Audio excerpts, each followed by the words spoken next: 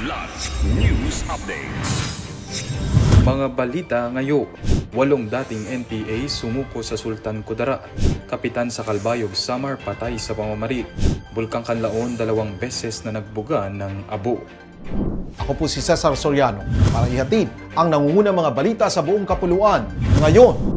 8 dating miyembro ng New People's Army o NPA ang voluntaryong sumuko sa himpilan ng 37th Infantry Battalion kamakailan. Ang mga sumukong individual ay pawang mga dating kasapi ng West Daguma Front, FSMR, na sangkot sa ilang insidente ng karahasan sa mga lalawigan ng Sultan Kudarat, Sarangani at South Cotabato.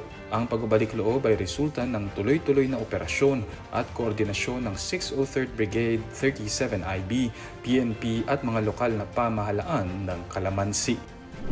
Patay ang isang kapitan ng barangay matapos pagbabarilin ng mga hindi pa nakikilalang salarin sa Calbayog City, Samar nitong linggo ng umaga, Nobyembre 2. Kinilala ng pulisya ang biktima na si Rogelio Salvame, 50 anyos, kapitan ng barangay Ginbauyan Norte. Ayon sa ulat ng Calbayog City Police, si Salvame ay binaril bandang 10:05 ng umaga sa Purok 7 Barangay Nihaga habang sakay ng motorsiklo kasama ang kanyang kinakasamang si Jenny Hepiga, 34. Isinugod ang biktima sa St. Camilo's Hospital ngunit idineklarang dead on arrival bandang 11:29 ng umaga. Sa ngayon, hindi pa tukoy ng mga otoridad ang motibo sa pamamari.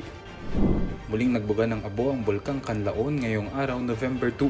Unang naitala ang ash emission sa summit crater ng bulkan 7:30 AM hanggang 7:42 AM na umabot sa 300 meters ang taas at tinangay patimog kanluran. Muli itong nag-alboroto 1:48 PM na nagbuga ng grayish plumes na inabot ng 400 meters mula sa ibabaw ng crater.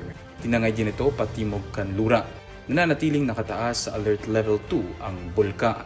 Para sa Kidlat News Channel, ako si Renz Zelenon, nag-uulat. Ako po si Cesar Soriano kasama nyo sa bawat pagputo ng balita.